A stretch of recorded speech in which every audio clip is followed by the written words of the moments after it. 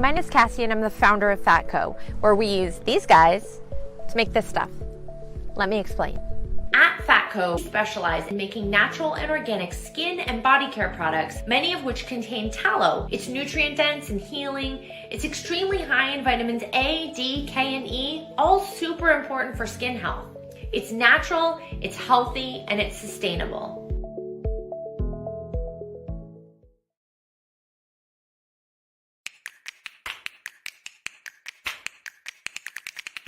I don't care if it's a week, 2, 4, 6, 7, 8. Who do we appreciate? LeBron James. That's who y'all gotta start appreciating. And you gotta stop disrespecting this man.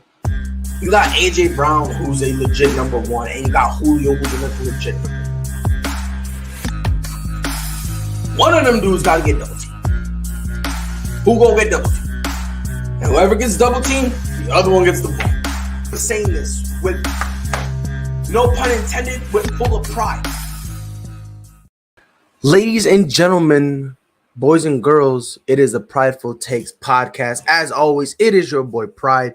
Mike he had to handle some business, so he's not going to be on.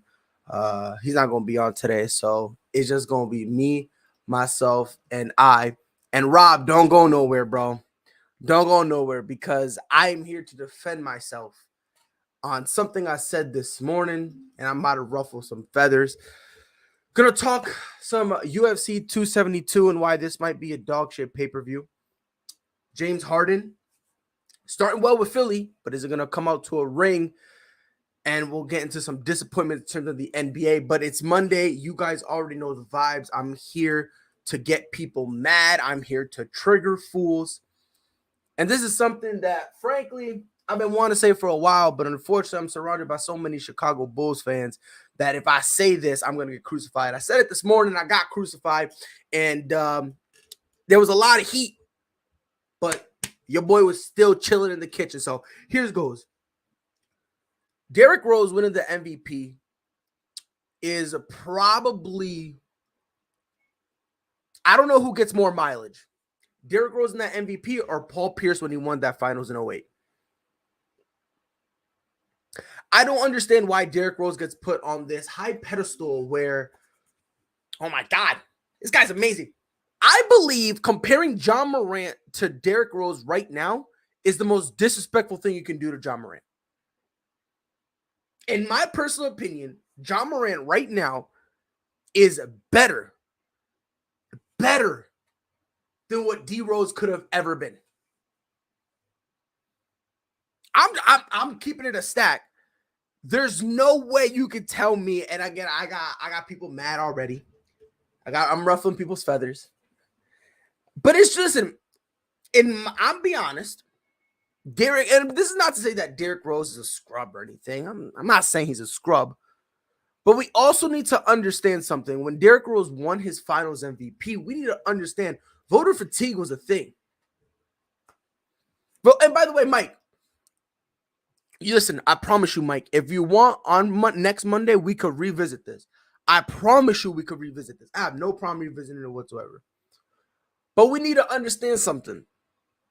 Derrick Rose, again, solid year, his MVP year, 25, 4, and 7.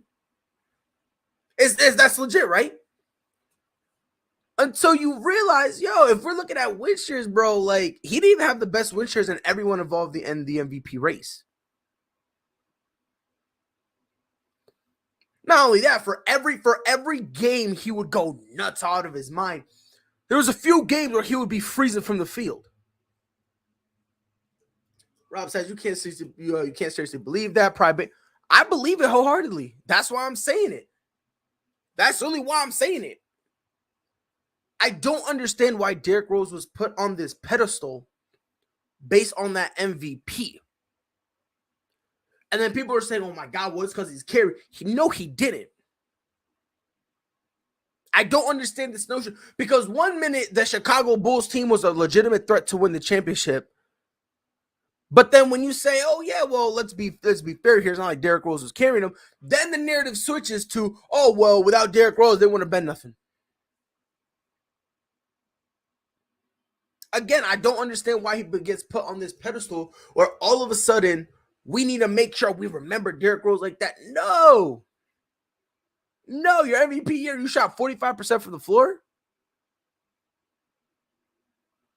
What? Where they do that at? Where? But again, this is stuff you're not allowed to bring up. See, I don't care. I don't care. I like to hurt people's feelings.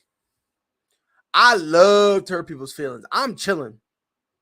I really am. And this is not to say Derrick Rose is a bum, because I ain't going to go that far. He's not a bum. Mike said, well, prior you visit Chicago not looking so great. Look, man, listen, bro. Me saying Mike ain't the GOAT, people from Chicago are already going to get deep in their feelings. But again, it don't matter. It don't matter. Again, this is not to say that Derrick Rose is trash. Don't get it twisted. I'm not saying that he's garbage. I'm not saying he's useless. I ain't saying none of that. But again, the impact he had not only the team, but also the city cannot be put into words. Again, in terms of MVP, I don't care what you did for the city. The MVP award doesn't matter what you do in the city. Because if the MVP award is a humanitarian award, Bron is winning it every single year. So it does, in terms of the MVP specifically, it don't matter what you do off the court. It don't matter. It really don't. When Big Ben had the sexual assault things, the sexual assault allegations hanging over his head, homeboy still had MVP votes. So whatever you do off the field, like, it doesn't really matter. It doesn't. You know what I mean? Like, my guy not going for the Walter Payton Award. Like, we're not talking about that. We're talking about MVP, most valuable person. And again, every single time I say that, but here's the thing, you say he put Chicago basketball back on the map. Again, no, he didn't. That's the narrative y'all Derrick Rose lovers want to push. That's the narrative y'all want to push. And let me be nice. Let's say that is true. Let's say that it was true. He put it back on the map. Does that mean you putting a team back on the map means you're MVP? No. What stats do you like? What do you bring to the table? What do you bring? And I'm one of the people that say this, and this is even a hot thing. Everyone believes this. He didn't deserve that MVP. He didn't. It was voter fatigue because LeBron was better in every aspect of the game. He was. They didn't want to give it to him. They gave it to D Rose. But again, just because he won, all of a sudden everyone's like, "Oh my God! Imagine if D Rose could have finished." Well, I don't have to imagine. Like, why do I got to imagine what could have been? Why do we have to imagine what could have been? I'm not wasting my time. Imagine. Oh my God! Imagine if D Rose could have stayed healthy. Okay. Imagine if I had millions. Imagine. Is that gonna do anything for me? No. And yes, this was like that second Steve Nash MVP. It was. Now, again, I ain't gonna listen. If you want to keep it whatever, it is what it is. But again, this MVP of his has been leached and sucked dry. And like I said, I don't know who's been writing out an achievement more. D Rose is his MVP or Paul Pierce when he won the ring in 08. I don't know who's been milking it even drier. I don't know who's been stretching it. I don't know. Either or, bro. This pedestal we put D Rose on, we got to knock him off it. We got to knock him off it. We have to. We got to knock him off it. There's no conversation. We got to knock him off that pedestal because he doesn't deserve to be on that pedestal no more. The only people who want to put him on that pedestal is Chicago fans. That's really it. Those are the only people who want to keep him on that pedestal. Yeah, the dude got injured, and it's a shame. But guess what? It's sports. Unfortunately, that's the fact of the matter. When you're pushing your body to that limit, guess what? Unfortunately, some bodies break down and others don't. That's just the reality of the situation. It's the unfortunate reality. And it sucks. It would be great if sports can go without injuries. It really would be. But unfortunately, that's not where we live in. That's not the reality we live in. Like right now, Derrick Rose is a role player. But every time you say that, people go, oh my God, what about in 2010, 2011 when they won MVP? What year are we in? My man been on how many teams since then?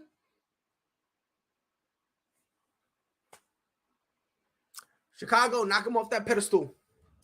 It's time to move on. It really is. It's time to move on. I understand you guys want to say, man, what could have been?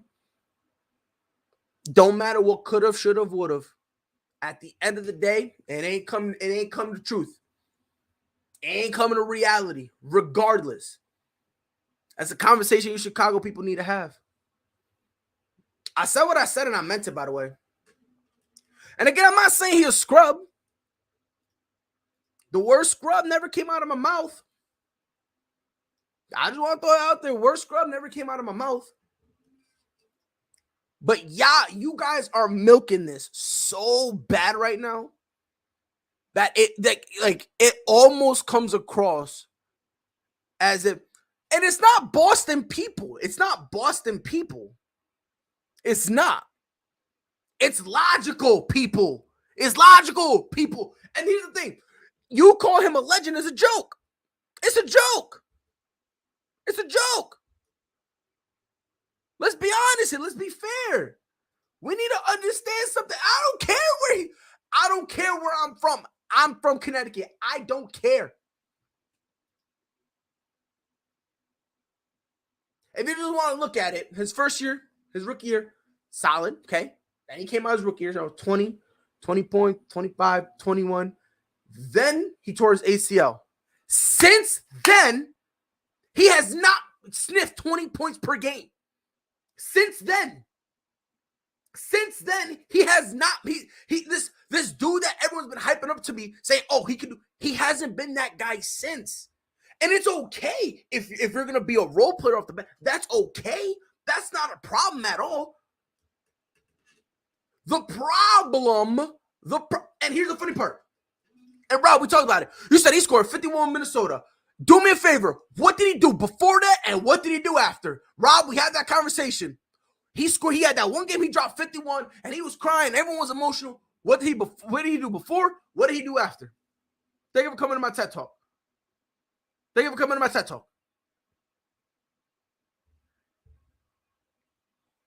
Like, at some point, y'all listen, y'all gotta let go. And that's the thing. Right now, he is a journeyman. He is a journeyman.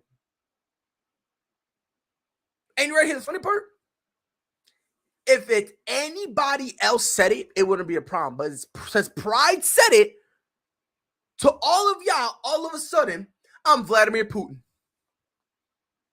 I'm Russia with a mouth. We need to knock it off. Y'all got to take him off that pedestal. He don't deserve to be on that pedestal. I don't know why y'all put him. Maybe Chicago fans was desperate. Maybe they were like, oh my God, we want him to be just like Mike, even though he was nothing like Mike. Oh my God, he can do it. Oh my God, no. Oh my God, we want him. He's my guy. I love you. Oh my God. How about me pull out the Patrick Mahomes voice? Now I don't get it. I really don't. Like, the dude has not been the same since, which again, somewhat understandable. You know, I get it to an extent. You know, I can't fully understand because I never, I messed up my shit. Yeah, I never torn it. Then came back and immediately messed. It hasn't happened back to back like that. So I can't fully understand it. I can partially sympathize because it's still an injury. But again, we're in the year 2022.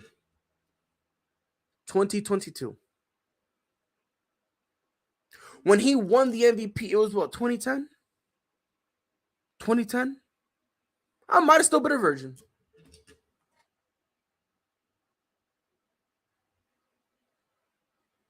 Let me say that one more time. Pride was getting no play. Pride was called no play Pride. That's what I was called back in the day. I got no trim. That was the last time he won. That was when he won his MVP. I've grown. I'm mature. I got facial hair. My hair growing up. I got 2 kids, and I'm about to get a house.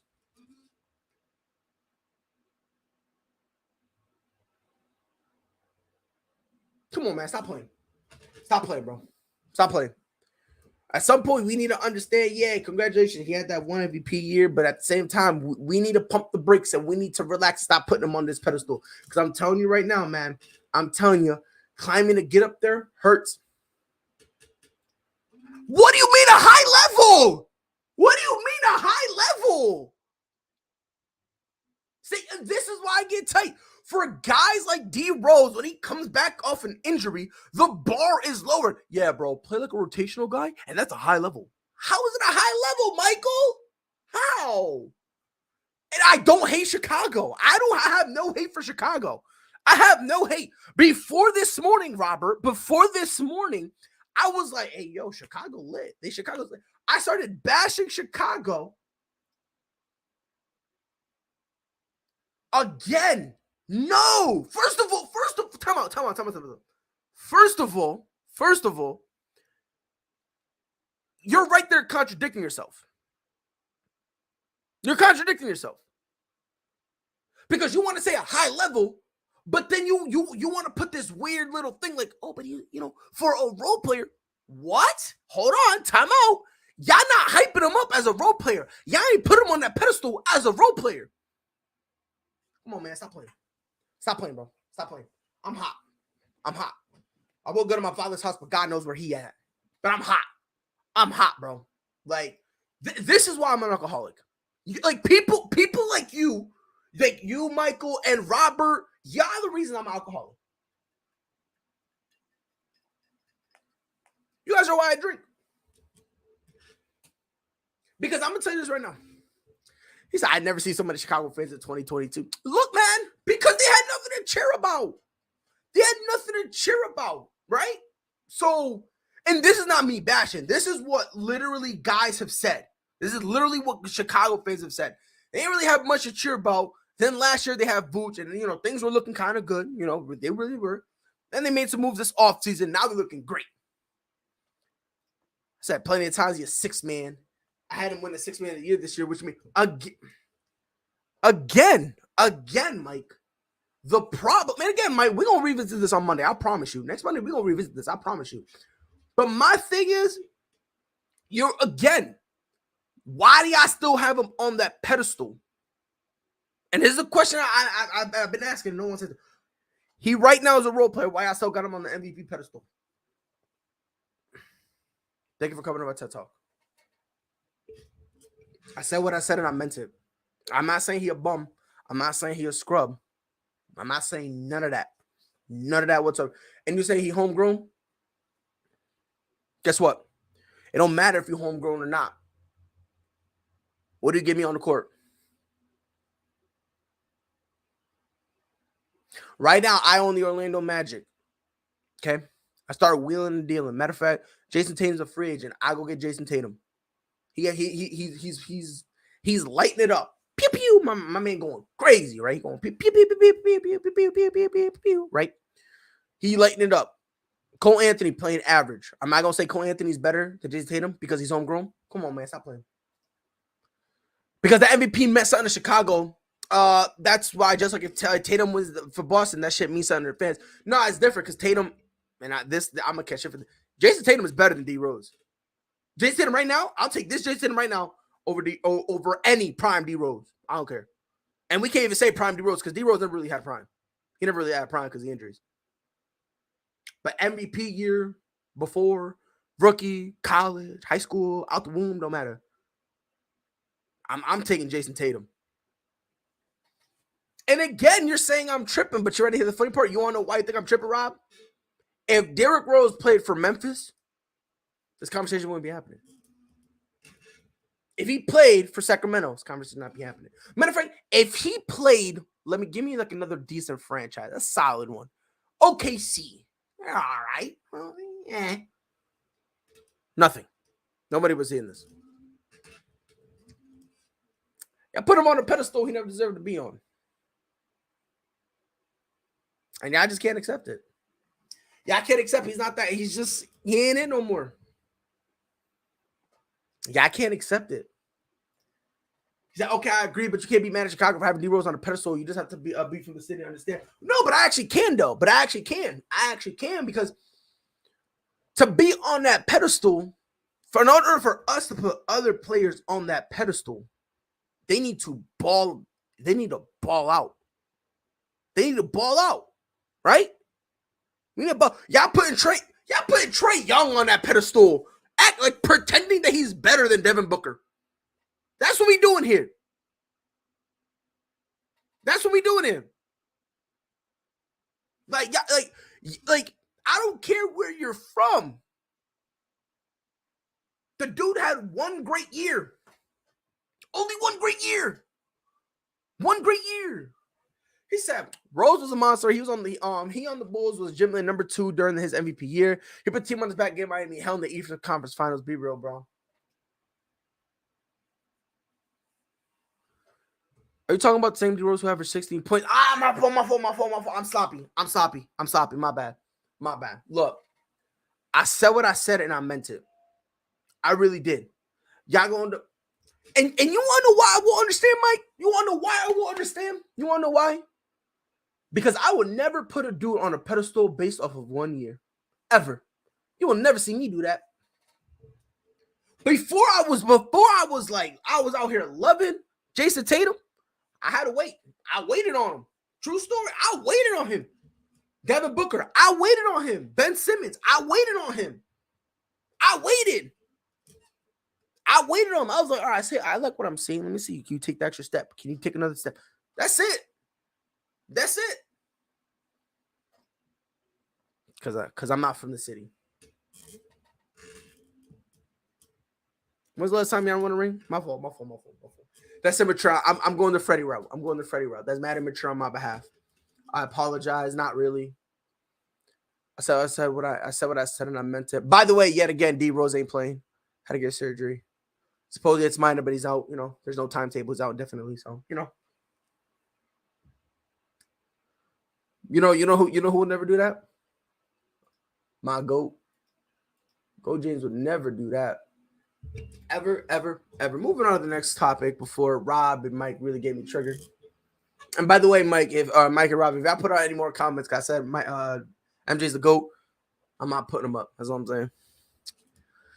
So, Colby Covington, Jorge Masvidal, they're gonna be main eventing UFC 272. And look, this fight is interesting, mostly because they hate each other. I'm with it. Funny.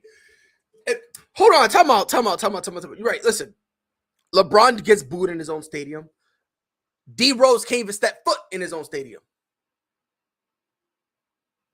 Come on, man. Stop playing. My dude misses the layup. Goes, my knee. Come on, bro. Y'all talking about Anthony Davis? Come on, bro. Stop playing, man. Bro. Come on, bro. You need to bring roses to this dude's bedside, bro. Because Derrick Rose always in the hospital. Stop playing, man. Come on. Relax. Pump the brakes. Chill out. Woosah. Breathe, my nigga. Whoa, my Rob, you almost got me. Rob got me saying the N-word. That's how vexed you got me right now, Rob. You got me saying the N-word, Rob. You got me saying the N-word. Look, man. This is all I'm saying, bro. This is all I'm saying. He's not that guy. Trust me, pal, he's not that guy. But Colby Covington, Jorge Masvidal, they're going to be main eventing UFC 272. I do not. And by the way, let me just get this out the way. 110% almost. I'm a UFC fan. Like, I love the UFC. I just love MMA. I really do. I think it's very entertaining. Mostly because you can win from a plethora of ways. You can knock a guy out. You can, you can make him tap. You can work wrestling, jiu-jitsu, kick. Like there's a lot of stuff you can do, which is what I like about it. I'm begging everybody, do not buy this card. I implore you, do not buy this card. The co-main event originally was supposed to be Fiziev versus Rafael dos Anjos. Fiziev ended up he's got COVID, so he got pulled. So now It's going to be Bryce Mitchell versus Edson Barbosa as who they believe will end up being the co-main. In terms of this grudge match, the problem with it is this. Both fighters, both of them, lost twice to Kamaru Usman. That's just a sad part of the situation. They both lost. So again, let's say Kobe wins. By the way, let me just get it out the way. I think Jorge Masvidal is going to end up winning. I think they're both kind of in their feelings, and I think they're both going to end up swinging for the fences. And I think Jorge Masvidal is going to be the first dude who manages to connect. So I'm going to give it to Jorge. Now, if Kobe Covington turns into a wrestling match, he's got something there. I don't know if he will because, they kind of butthurt with each other right now.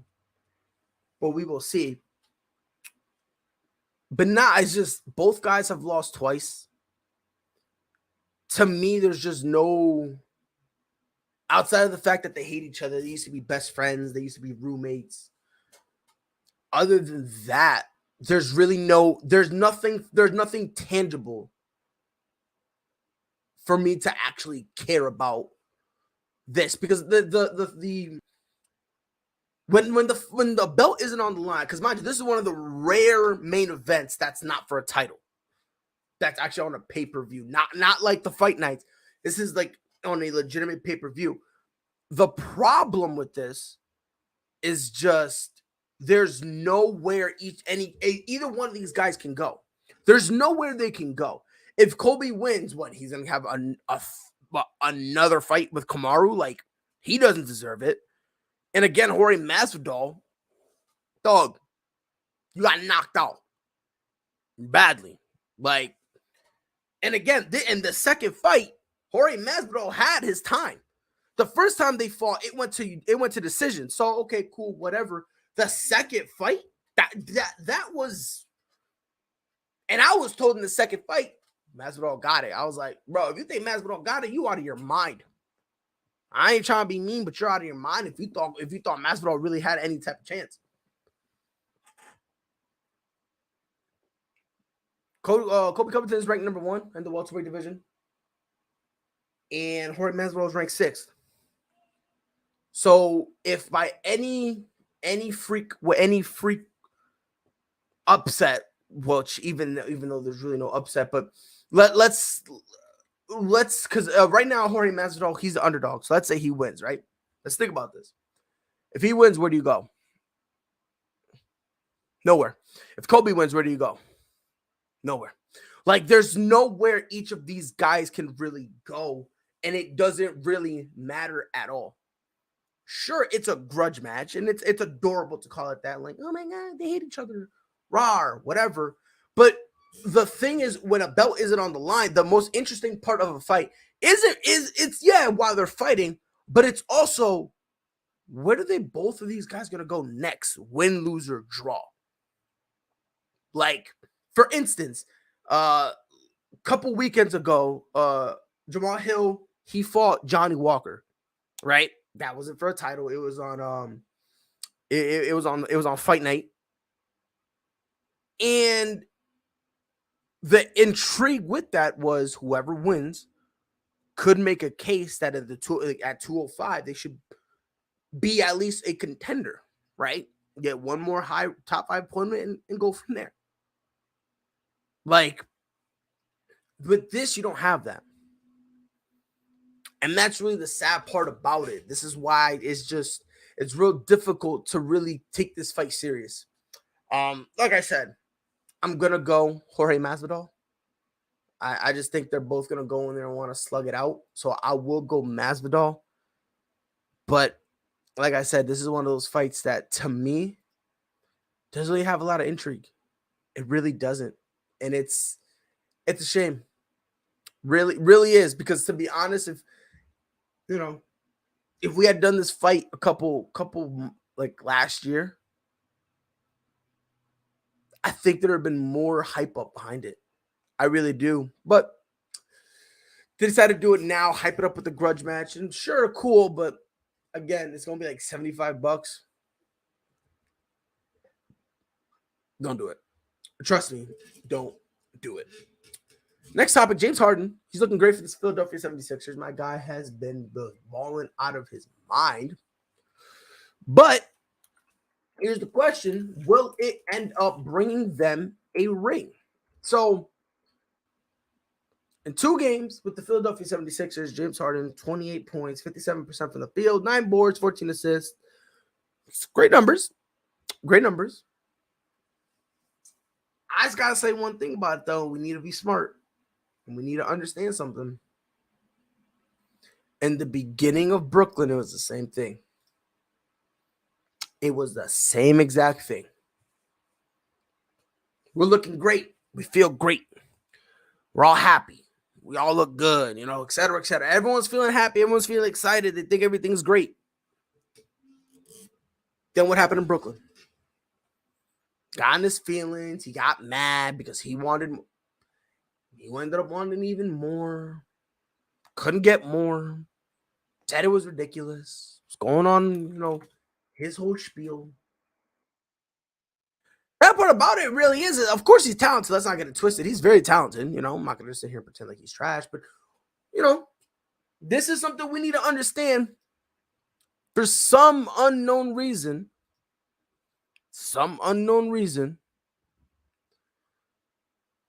James Harden wants the offense to be 1,000% around him. He wants everybody to basically move. Because remember, he was being butthurt that they weren't giving him more opportunities for him to do whatever he wanted. The perfect offense for James Harden is basically him having the ball, and to quote Charles Barkley, dribble, dribble, dribble, dribble, dribble, dribble, dribble, dribble, dribble, dribble. That's all it really is. A lot of dribbling, wait until late in the shot clock, then he kind of dishes away. Then whoever he dishes it to, dish it and make the shot. Either that or do a step back and have somebody breathe on him. It ends up being a foul. He goes on the line. It's kind of the problem. And the crazy part about it is like, I don't know what James Harden I'm gonna get. And if I'm gonna be honest, it's not even regular season I'm worried about. I'm more worried about, concerned about the playoffs. Because every time he's got him go to the playoffs, and James Harden gotta be that guy. It's always one of two things. Always one of two things. Either A, and this is something we need to start talking about, his injury history. He's starting to be injured a lot. Now, I don't know if it's him faking injuries or if it's legit. I'm not going to say he's faking it, so I'm just going to go out and say, you know what? It's legit injuries and, he's been getting hurt. But we need to start looking at that. And every time in the playoffs, when the pressure mounts and he needs to be that guy, he just does it. He just can't do it.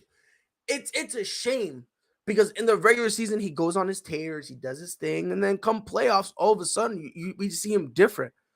Best way I can describe him, frankly, he's like Aaron Rodgers. Regular season, dynamo, you look great.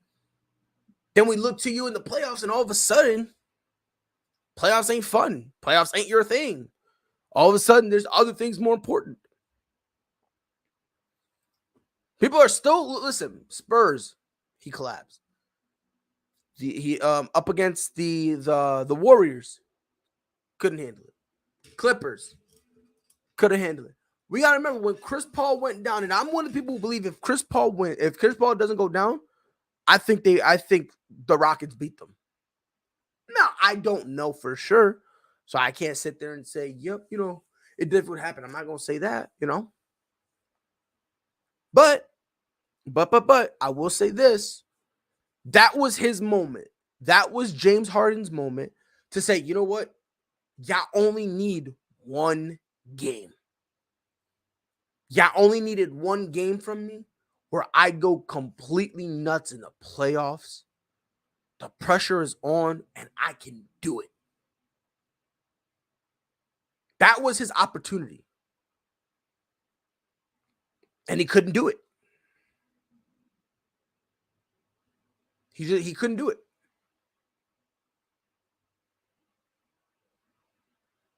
And again, it's sad because his talent, listen, James Harden is talented. He really is, you know. And I haven't met a single person who tries to pretend like he isn't talented. I haven't met a single person. And God willing, I hope I never meet that person. But we also need to be, you know, we also need to understand James Harden has not been he hasn't in the playoffs, he's got a lot to prove. He's never proved he can help be that guy in the playoffs when it matters. And it's sad too, because again, he's talented. He really is, but every time the moment's there, he shrinks. And you can't do that in Philly. You just can't. And the reason I'm saying you can't do that in Philly, let's be honest. Let's be 110% honest. If they get him and he chokes and he can't handle the pressure, and you got Joel Embiid going out there giving you 40, the 76ers now look stupid. Because think about it. They got James Harden to help take the pressure off of Joel Embiid. Imagine they did all this moving to bring him here to what? All of a sudden him end up putting more pressure on Joel Embiid, doing the exact opposite of what he was supposed to do. It's this weird slope where, and again, they brought him in sure for the regular season because, you know, they brought him in so that way they're going to have a few games where they're going to sit Joel Embiid down so that way he doesn't overdo himself, right? And James, you know, lead us, you know, be that guy. But 80% of the reason they got him was for the playoffs. So that way, when Joel Embiid needs rest on the court, or, you know, he needs to get benched or whatever the case may be, that way when he has to get that rest, you have a guy out there who can hoop. And again, if James Harden can't show up to the court because he's injured, he ends up not showing up by the way he plays. I don't think they're gonna end up winning a ring. I just think it's too much to ask for him. I really do. I think they're asking a little bit of too much from James Harden. I think what they're gonna want from him, he's not gonna be able to do. I don't, and again, based on the history, you could believe it. You really can.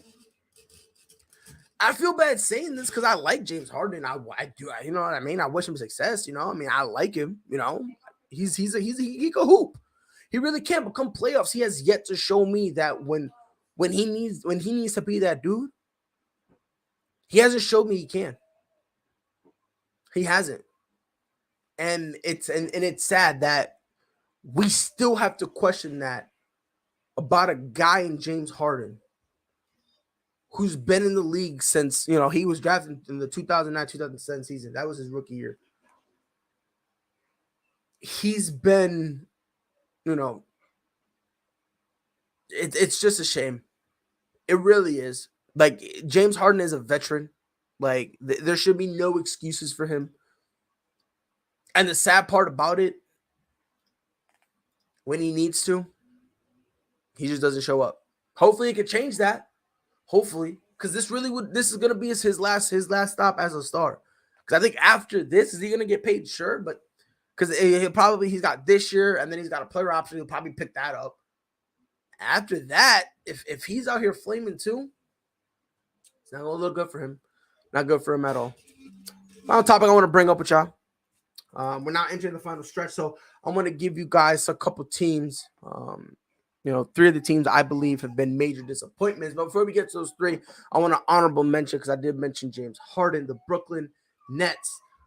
The reason I have them as an honorable mention was because the moves they did could potentially not, well, actually, not potentially. I think the moves they did made them better. The vaccine mandate is going to get raised, so now Kyrie will be able to play. He'll be able to play home games. I think everything is now trending for them to be and in the right, it's trending in the right position for them, in the right direction. Brooklyn right now is the 8th seed. They're 32-29. They're 8 games behind the number 1 seed. If the playoffs were to start today, they would be in the play-in, which is why I'm saying it's a disappointment. But again, the moves they made help them be better. They now kind of have guys for each specific role, which I like. I think it's smart using the old noggin. So because of all that, I'm gonna call them the honorable mention. But number 3, the Portland Trailblazers, because they at this point, I'm convinced Portland doesn't know what they themselves want to do. Like, I think at this point, they themselves don't know what they want to do. And it's a shame because if you trade CJ McCollum, like, they're giving signs, oh, yeah, we're going to blow it all up. That's kind of what they've been trying to do, right? But then at the same time, they'll then try to give you, like, they'll try to give signs of, nope, we're still competitive. We still think we can do it. Like, right now, Portland needs to sit down with everybody. Everybody in that organization needs to sit down and have a heart-to-heart with themselves, because they need to figure out, what are we really trying to do? What is our goal here? What is our final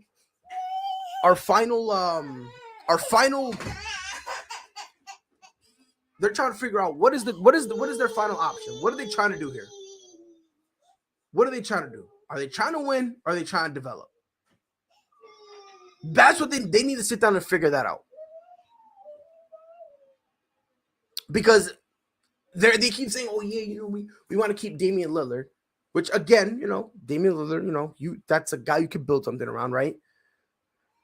But then at the same time, to trade CJ and get role players in return, it's weird. It's weird, really is. If they were trading for Brandon Ingram, okay, I get it, but you're not trading for role players. It's almost as if they're kind of winging it. Which it's not bad to necessarily wing it. It's bad when you're winging it, you don't know why, like, where you're supposed to go. You're lost. You're kind of just bumbling around like an idiot through the forest. And again, I'm not expecting them to, be all world, but do you know why? Do you know why people don't consider the Pistons right now as a disappointment? Do you want to know why people don't consider Orlando Magic a disappointment? Why people don't consider OKC, the Houston Rockets, those bottom feeding teams? Do you want to know why? Because these guys, like, these teams know, look, we're not going to be good. We're going to get young players, develop all the young players, see who we're going to keep, who we're going to let go. So that way, eventually, when they're all ready, we only need a couple pieces. Well, our core will be, homegrown. We got all the youngsters we can see them develop and go from there. That's why Detroit, look, that's why Orlando, OKC, Rockets. That's why those teams that's why people don't consider them disappointments. Because yeah, they're losing, but guess what? They're telling us they're going to lose. They're saying, look, we're not good, but it is what it is. It is what it is. And at this point, we just want to make sure that we develop our youngsters. Pulling right now, 25-36. Sad part about it, they could still have a chance to make the play-in. That's the sad part about it. Really the sad part about it. But I feel like they could have, if they made smarter moves, I think they could have been in the play-in, and they could have potentially been an 8th or 7th seed. You could make that argument. If you want to break up CJ and Dame, I get it, no problem. But again, to break everything up and to get nothing but role players, I don't know. Doesn't make much sense to me. Team number 2, the New York Knicks. This New York Knicks team currently 25-36. Obviously, they're out of the play-in. But this New York Knicks team has been the definition of just weird. It's been weird. They've done everything you're supposed to do in a way.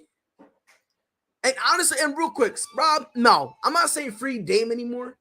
I used to scream it, but at some point when the dude is like, I want to stay, you know what? Go ahead. Go ahead. I can't scream free Dame anymore. I really can't. Because when the guy is telling me, I want to stay, I want to win a chip here. I would like, look, Portland is nowhere near championship material. Y'all had y'all chance, what, 4 years ago? When y'all made the West Conference Finals? That was y'all chance. Now that that's not y'all chance no more. Y'all gotta figure something out. You gotta stop with this. Oh yeah, I want to be loyal. Go ahead, be loyal to a fault. Be loyal to a fault. But again, to each their own, bro. But Rob, I can't say free Dame anymore, only because he wants to be there. He wants to be there. But in terms of New York, this New York Knicks team is just, I don't want to say they're horrible, but they're horrible. Let's just be honest, you know. And again, I'm a Boston Celtics fan. So I'm kind of loving it. And it's fun. And by the way, someone said, can we call the Kings a disappointment? You can. You can, to an extent. I want to see what they do this offseason. I think they're done for getting rid of Tyrese Halliburton. We'll see what they do this offseason. Because if they continue to do questionable moves, they're gonna have to figure something out. And you hit it perfectly. The Knicks is inconsistency. It's wild. Their inconsistency is ridiculous.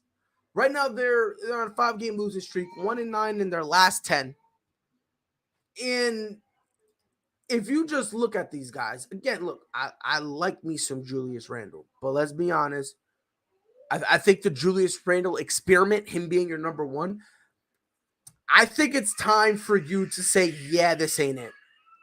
I think it's time for that Julius Randle being the number one experiment. I think it's time to move on from it. The fact that one day they're like, oh yeah, Kemba, we're with you. By the way, we're going to sit you down. Now let's bring you back. Psych, boy, sit back down. All that stuff is just kind of like, okay, makes no sense whatsoever. RJ Barrett, again, too inconsistent. And I love RJ. He's too inconsistent. You went and got Cam Reddish only to say, I don't want him, even though he's better than the guy you got rid of for him. It makes no sense whatsoever at all. Like, and I love Taj Gibson, but let's be fair here. Like, an older Taj Gibson right now, like, he should not be getting more minutes than Cam. He should not. Like, that's just me. Do whatever you gotta do. Figure out a way for Cam Reddish to get more minutes. Because right now he's only averaging about 12 minutes per game.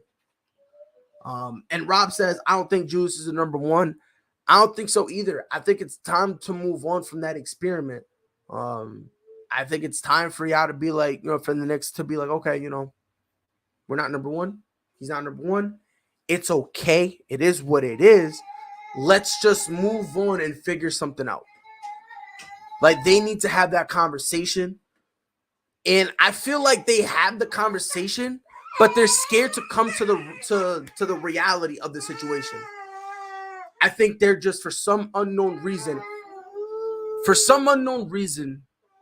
they just don't want to accept it.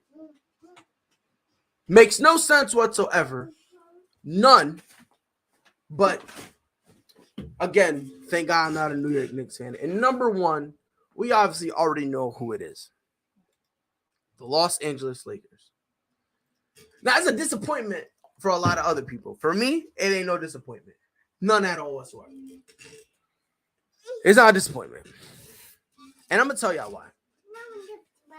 When this trade first happened,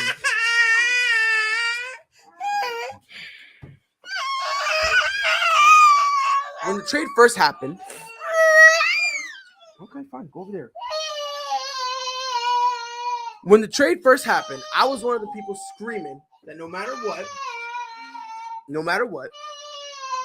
this team was not going to be that good at all. I didn't think they were gonna be good ever. I said at best they're hoping for a first round exit. At best.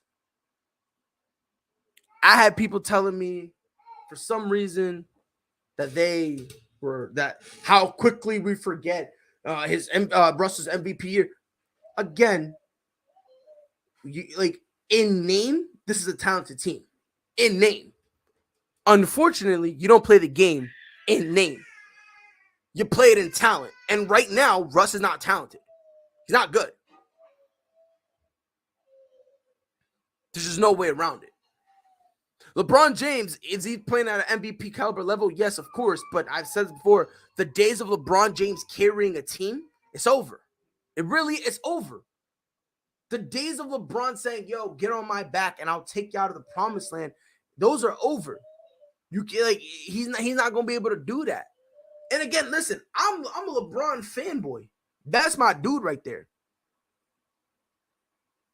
I love LeBron. Don't get it twisted, but we also need to take into consideration, it's not it. Yeah, and this is it. Russ has not evolved, but you want to know why he hasn't evolved? Because you got people who don't watch basketball talking about he's great.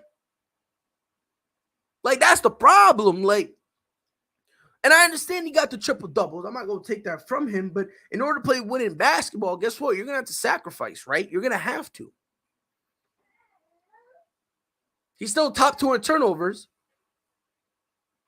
And right here, the sad part about it, with all those turnovers, guess what the sad part about all of that is?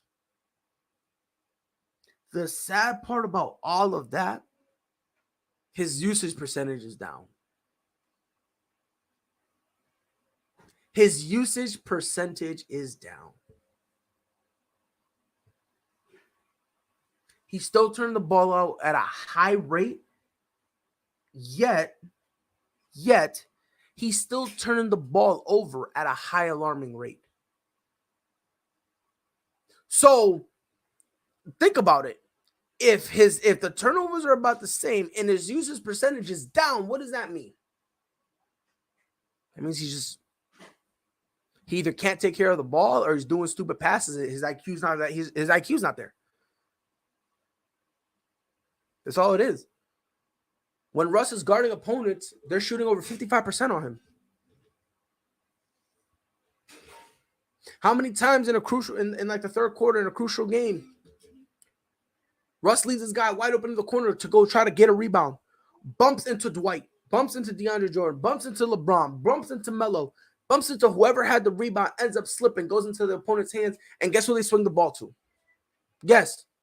The guy that Russ should have been guarding in that corner. So I say he's the biggest problem. Another problem they have, frankly, if we're going to be honest, I'm not even really going to go and say youth, but you need active guys. Defensively, there's no activity going on. There's no activity going on with this team defensively. THT, it's looking like he's starting to check out. He get upset and he's starting to get mad that all these expectations is on him.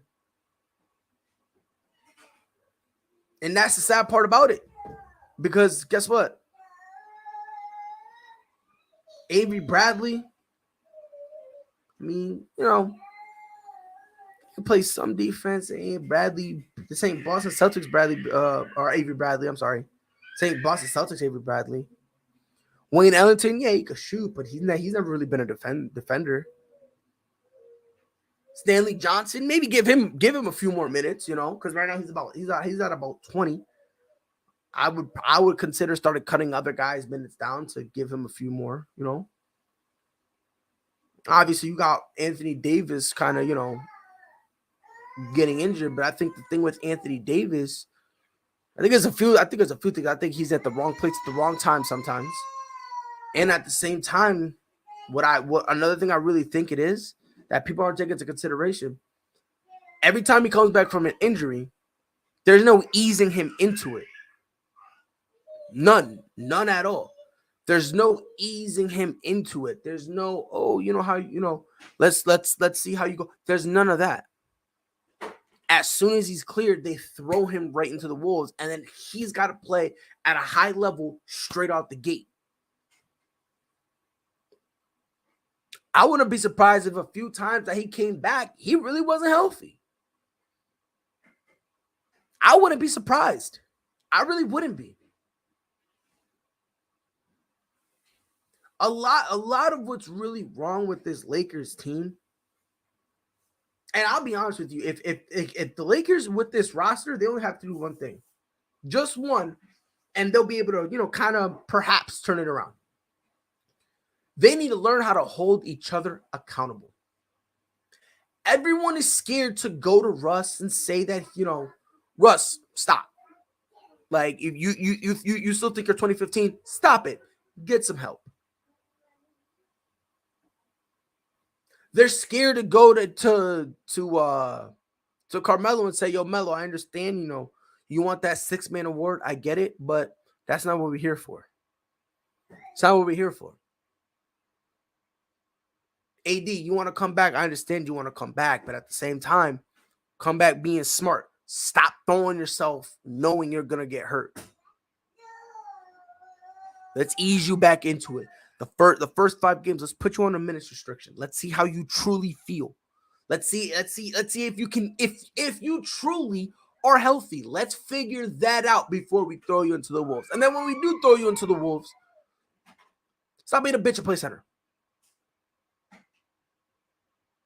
Like, if this Lakers roster was able to actually look at each other and have a solid conversation without someone getting butthurt and without someone getting in their feelings, this team could clean it up. Now, I don't think at all that they're gonna win a chip this year at all, but I think they could clean it up. I think they could finish over 500. I really do. But again, they need to be able to have a conversation with themselves and say, all right, look, let's have this conversation with each other. Who's messing up and who's not? That's the conversation they need to have with each other. They need to hold every single person on that roster accountable. And until they do that, until they straight up and look at each other and say, look, man, you're messing up. Here is how you're messing up. I'm not throwing you under the bus, but this is where you're messing up. And Rob says Eagles will never let that happen. The sad part about it, if we're going to keep it a stat, sad part about it, Russ got the ego. Meanwhile, he's been a journeyman since he won that MVP. Okay? Melo got that ego. Melo, the league didn't want you. Why do you think they didn't want you, man? Because you weren't that guy. Melo hits 2 threes in a row, and all of a sudden he's like, oh, yeah. Oh, I'm in my bag. Nah, homie, you need to put yourself in the bag, bro, because you're ridiculous. You need to relax. Pump the brakes, man. Like, there are a lot of egos, but again, supposedly they all came together to win. They all came together to win. At least that was the rumor. That was the rumor. The rumor is that they all came together to win because they were like, oh, yeah, we can do it. We can win. We're winners. I done told these people. I done told them. And people get mad at me all the time when I say this. I done told these people. Look. This team is just it's unfortunate. Don't get it twisted. It's unfortunate, but this team is just, your key pieces are just not cutting it right now. You know what I mean?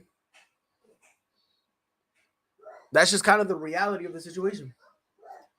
I said, you would think at this point they should be willing to try anything. And that's the sad part about it. Really is. Like, when you're down this bad, having a like, at this point, like, this is where you would consider trying anything and everything to make it work.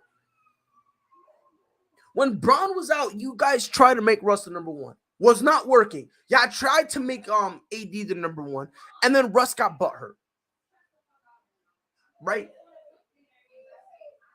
And it's like, it's ridiculous because this was the opportunity that these dudes should have been like, you know what? We in this deep. What else can we do? The trade deadline is gone. We can't do any moves until the offseason. What are we gonna do? So again, when especially when you're with the roster you have, especially when you're stuck with the roster that you have, and you can't, like, you need to be able to be willing to try anything. So, oh man. Thank you for watching the Prideful Takes podcast. Follow us on Twitter at Prideful Takes. If anything you guys see you want to talk about, feel free to tag us. Catch us on Facebook at Prideful Takes. And we are also on YouTube. Feel free to give us a sub at Prideful Takes. Visit our website, www.pridefultakes.com. Now it's every episode of the podcast up, but we also have original articles. And check us out on Spotify and Apple Podcasts, the Prideful Takes podcast. And if you have an iPhone, just say, hey, Siri, play the Prideful Takes podcast, and she will take care of it for you. And as always, go to www.fatco.com. Use discount code Prideful Takes, get 50% off of all of your organic skin care needs. As always, it's your boy Pride. We'll be back here on Wednesday. Mike will be back, and we'll be talking about straight wrestling. Until then, y'all know what to do, ladies and gentlemen. Be safe. Where that was going. That was a great read. Oh, Lillard from the logo. That'll quiet the 2 on the season. 2nd and 1 for the Bills. They handle the rush. Allen looking. End zone. To Shohei Ohtani. Center field. Let's watch it go. Did several of those inside low kicks.